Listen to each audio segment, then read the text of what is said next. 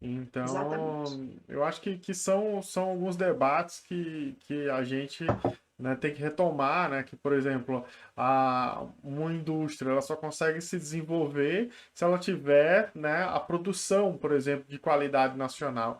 Hoje é uma coisa que a gente tem dificuldade. Muitas farmácias, por exemplo, trabalham com manipulação de fitoterápicos. A gente tem várias, né, no país, Sim. inclusive públicas, né?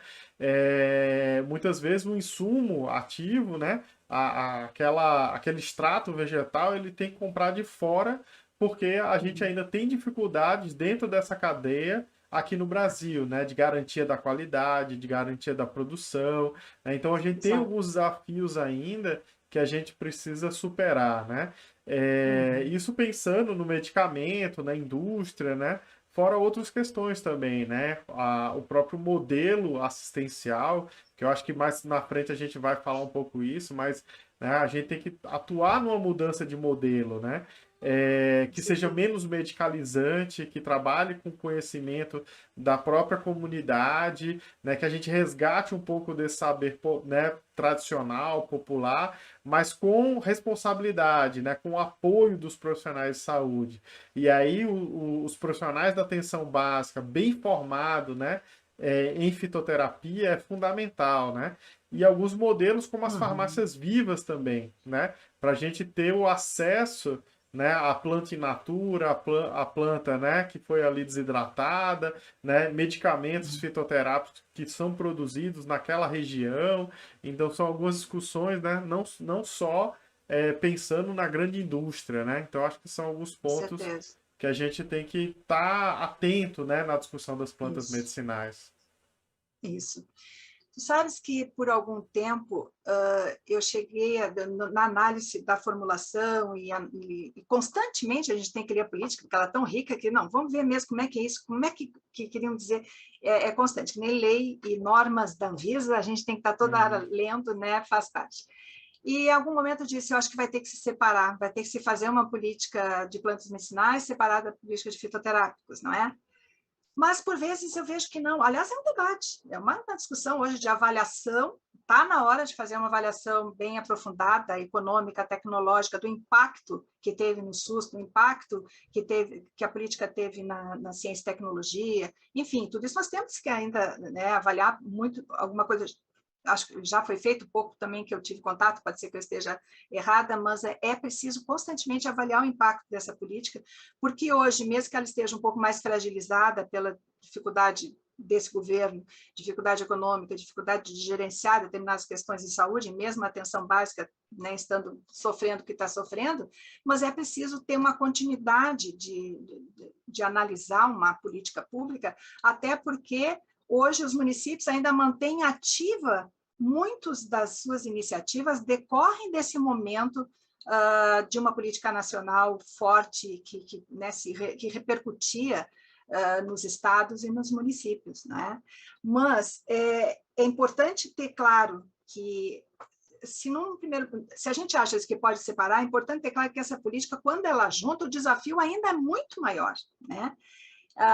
Mas nem por isso talvez devamos separar, como eu já pensei em algum momento. Não, uhum, tem mais é que juntar, permanecer, porque também nesse debate conjunto a gente vence até algumas dificuldades que havia, por exemplo, no movimento social, de discutir a questão industrial, né? A uhum, questão uhum, patentária, porque há preconceitos, a desinformação são áreas complexas, né, de entender.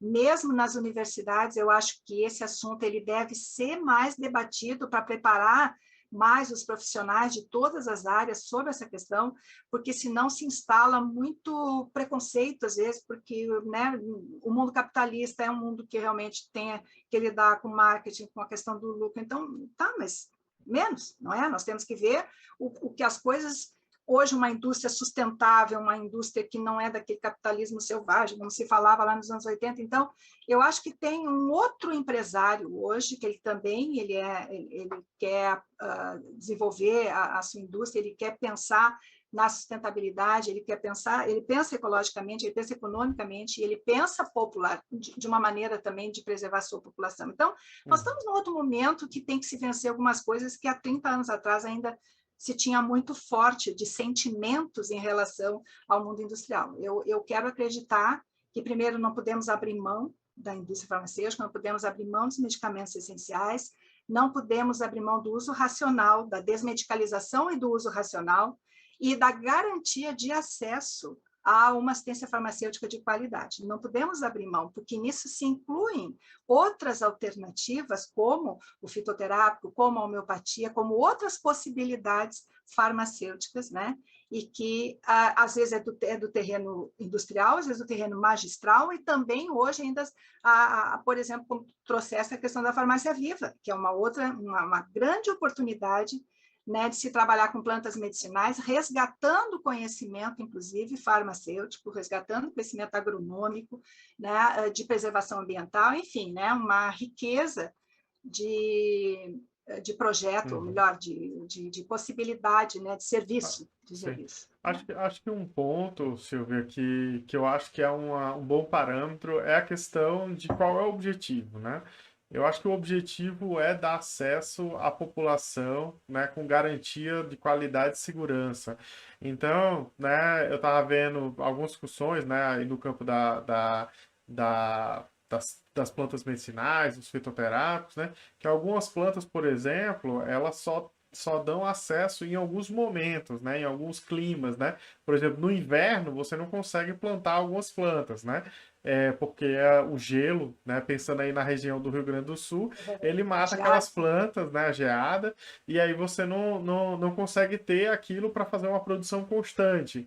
Então você precisa, em algum momento, ter uma produção, né? Com a tecnologia industrial, muitas vezes, com controle de qualidade, com armazenamento, com logística, né? E aí né, isso pode ser importante, por exemplo, que em algumas épocas do ano, alguns medicamentos eles só vão ter acesso, né, a partir dessa estrutura, né? Então pode ser importante assim a gente ter, né, e pensar em alguns ambientes, por exemplo, né, que às vezes alguma planta que seja muito importante, né, que ela, né, dá especificamente numa região, em outra região ele não vai ter aquele plantio naturalmente. Então, né, o acesso a partir de uma indústria farmacêutica, por exemplo, ele pode garantir acesso àquele medicamento para condições de saúde que a população brasileira necessita, né, que não teria de uma outra forma, né? Então eu não acho que a gente tem que excluir modelos, mas a gente tem que ter um modelo também, e aí, né, insistindo na questão da farmácia viva, né, que você, né, sempre trabalhou bastante com os APLs, né, a farmácia viva, mas justamente nisso de ter também as plantas que são mais comuns daquela região, que são mais próximas, que dialogue, né, com aquela população daquele território, né, e o custo da farmácia viva, pensando em termos de aquisição do município, ele é baixíssimo. Né? Em termos de investimento, a gente gasta muito mais com medicamentos, né, do que, por exemplo, com a manutenção de farmácia viva em muitos medicamentos, né? Xarope de guaco, por exemplo, e outras coisas. Então, a gente tem que ter um modelo que não tenha um preconceito, né, sobre um modelo ou sobre o outro, mas que ele melhor sirva, que ele seja mais eficiente, né, e que ele tenha alguns valores, né, como a valorização do conhecimento tradicional e dessa relação social, né, como uma prerrogativa, assim, né, ele tem que estar de início, né, então eu acho que com isso diferentes modelos conseguem conviver para o bem daquela comunidade, né.